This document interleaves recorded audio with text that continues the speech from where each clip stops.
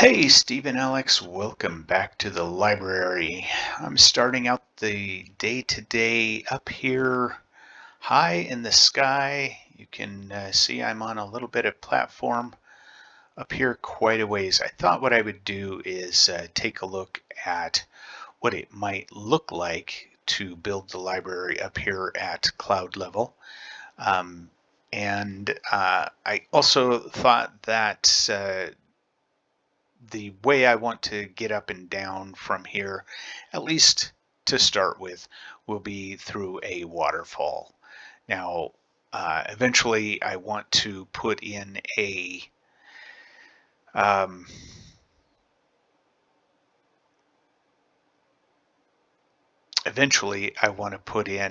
soul sand bubble elevator to get up here quickly, and then it will be just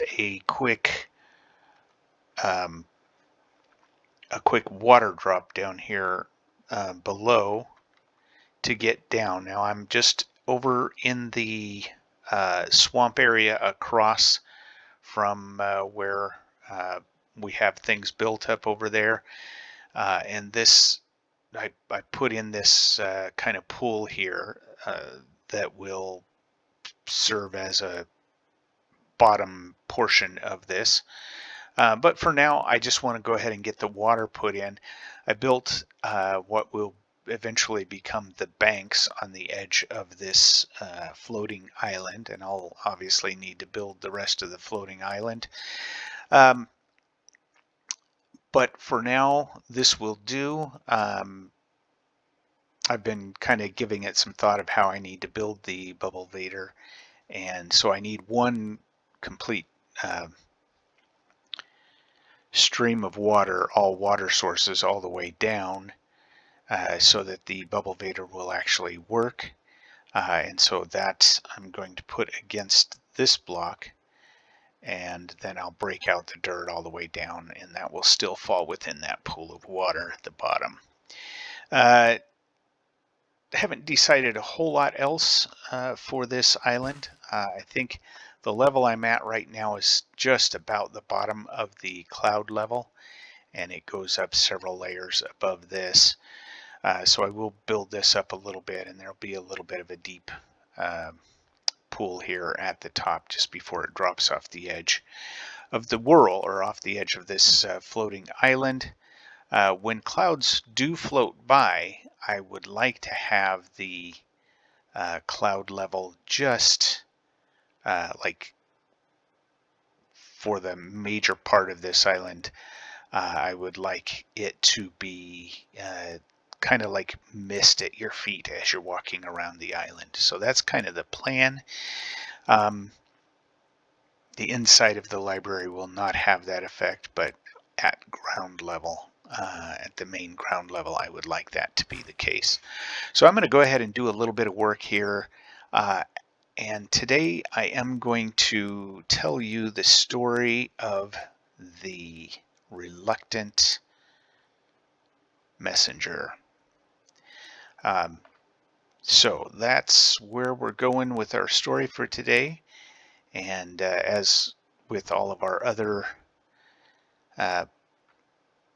stories, we will have a copy of the book that represents that story in the library at some point, but let's go ahead and get this going.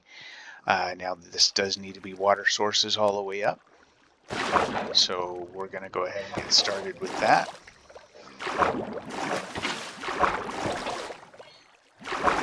And this is going to obviously take a while, so I don't know that I necessarily want to drag you guys along for all of this, and so I'll be back in just a few moments to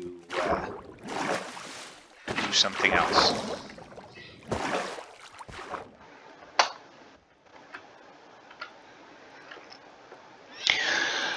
All right, well, I've got my water built up here on this side. Unfortunately, it is night, and I'm kind of trapped here by mobs that have spawned here in the swamp. Um, but just to kind of give you an idea of what we're looking at this point, we do have this little pool here, and I may put some rocks and things around this to make it look a little better. Narrowly escaped a creeper explosion there, but it did mess up the edge there. So I'm going to do something with that, and then the water will pour down here into the pool, and then it cascades down the side there into the river. At some point, I'm probably going to make this river a little more continuous here. It does die out in spaces, so I want that to be a full river as much as I can make it. So I will be working on that at some point here. But other than digging out this column of dirt right here, I think this pretty much does it for what I wanted to do up here. I wanted to kind of just get a feel for what it was going to look like, have a way to get up and down from here as I was working on it. And then the rest we will do at a later time. I do have a little bit of a plan for today. As you can see, this bottom of the clouds go down below this level, and it goes up another couple blocks above my head here. So I've got plenty of room to work with to get a nice misty effect here at the top of the island. So now that it's daytime, let's go ahead and head back down and get on with the next thing I wanted to do.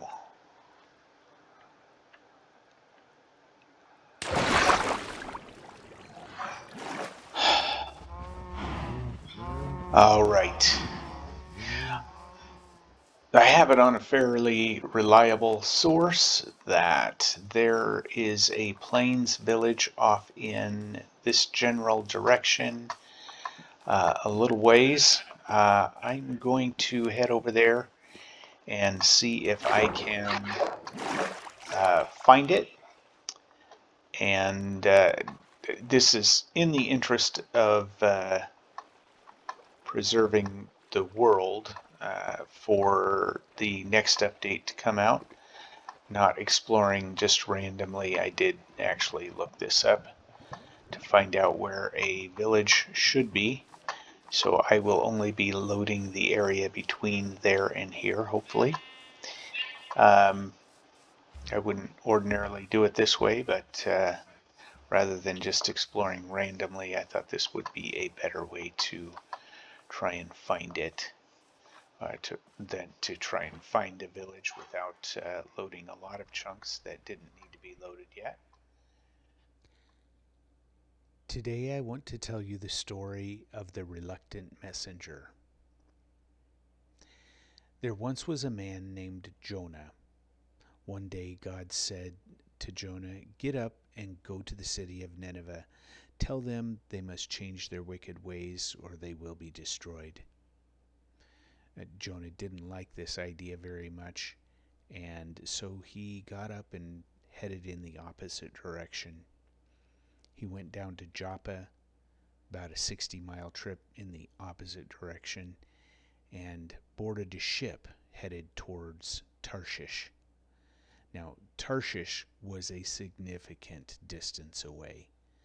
It was a long distance across the sea, and it would take days to get there. Tarshish was literally a city on the edge of the known world at the time. While the ship was on its way, a monstrous storm hit. The ship was tossed around so much that all of the seasoned sailors and mariners on board were terrified. This was no ordinary storm. This had to be sent by the gods. They all started to pray, each person to their own god, for help, but the storm continued to get worse and worse. They threw their precious cargo overboard to try and lighten their load, but this didn't help either. Finally, They tried to figure out who was responsible for this. They finally came to the conclusion that it must be Jonah. When they confronted him about this, he finally admitted that it was his fault. They asked him what they could do to save themselves. He said, "If you pick me up and throw me overboard, you'll be saved." But they really didn't want to do this. They didn't want to be responsible for killing this man. So they continued to try to get to shore the best they could, but every effort they made seemed to make the storm worse and worse. Finally, they didn't see any other choice, so they prayed to God and asked for forgiveness for killing this man and picked him up and threw him overboard. Immediately, the storm subsided. The ship was saved, and all the sailors and mariners on board turned their hearts to God. Jonah was sinking beneath the waves. He became tangled up in seaweed and would have drowned, but God sent a mighty creature of the sea to swallow him up. Jonah was alive inside the belly of this creature, and while he was there, he repented. He called out to God, and God preserved his life. For 3 days, Jonah was inside this creature, somehow being kept alive. Then God spoke to the creature, and it spat him out on the dry land. Now again, God told Jonah, "Go to Nineveh." This time, Jonah obeyed.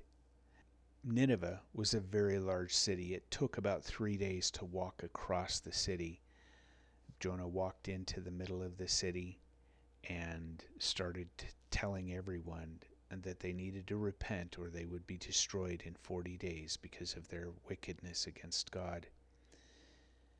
All the people, from the least all the way up to the king himself, began to pray to God, repenting of their sins, trying to turn from their wickedness, and begging God for forgiveness. God showed them mercy, and the people of Nineveh were spared. Jonah, however, was very angry about this and complained to God. You see, he didn't much care for the people of Nineveh. He thought they were wicked beyond redemption, and he didn't want them to be saved. He wanted them to be punished. He admitted this to God, said this was the whole reason he ran away in the first place. He knew that if he preached a message of redemption to these people, they would repent and God would show mercy on them and they would be saved. You may think that this is the end of the story, but God still wanted to teach Jonah more about mercy. Jonah left the city and set up camp in a small shelter to the east side of the city just to see what was going to happen. As he sat in his shelter, God caused a plant to grow up virtually overnight and help shade him from the hot sun. And he was very glad to have it. But the next day, God sent a worm to kill that plant, and it withered away almost again just as fast as it had come. Jonah, now being exposed to the sun again, was furious. He was so upset that he told God that he just wanted to die. God pointed out to Jonah that he was far more upset about this plant that he had no control over than he was about the thousands of people in Nineveh. God cared about those people in Nineveh far more than he cared about the plant, and he wanted to show Jonah that he needed to change his heart as well. Now, another thing I want to point out here is that God was not surprised by the fact that Jonah ran away. It is true that God wanted to send a message to the people of Nineveh so that they would be saved and he could show them his mercy. But he also knew that Jonah was harboring some very serious bitterness in his heart, and God also wanted to deal with that. I believe that God also wanted to save the lives of those sailors on the ship to Tarshish. When God told Jonah to go to Nineveh, he knew that Jonah would resist. He didn't want Jonah to try and run away, but he knew that he would, and he used Jonah's bitterness and resistance to save the lives of those sailors and mariners on that ship. He also used Jonah to preach the message of redemption to the people in Nineveh. And when all was said and done, God took the time to provide an object lesson to Jonah to help him deal with that bitterness. And here I am back at the village. So the plan is actually just to try and secure this place a little bit for the future. And eventually, what I want to do is get a couple of villagers from here and take them back to uh, the library. So I won't take your place. Let's see. Um, I want to take them back to the library and set them up so that I can breed a bunch of villagers who will primarily librarian villagers to fill the library as well, so that that will be populated. We'll probably also have some farmers and some other villager professions around as well, just to help kind of give life into the world. But the main thing is I want to have villager librarians to help fill the library. So that is the plan for today, or that is what that's what I'm doing here. So uh, that's pretty much all I had planned for today. So at this point, I am going to uh, say goodbye, and I'm going to do a few more things around here, but it's nothing terribly important. I just want to probably, you know, get this village set a little bit more the way I like it. So probably, move a few things around. I am going to try and get some uh, other vegetables that I can take back to the village area or the library area. So I've got now potatoes and carrots. If I can get my hands on some beetroots, that would be good too. That way I can have all of the harvestable crops. And other than that, I'm just going to kind of continue to work on some stuff here and figure out how to get some villagers over to that side of the world. It's a little bit of a trek, and there doesn't seem to be any easy waterways that I could take them by boat, so I may wind up having to set up rails or something along those lines. We'll see how that goes. Not going to do that in today's episode. I just wanted to figure out what I was doing here. So, all of that being said, guys, I'm going to bid you all adieu. You have a fantastic day, and we'll talk to you next time. Bye.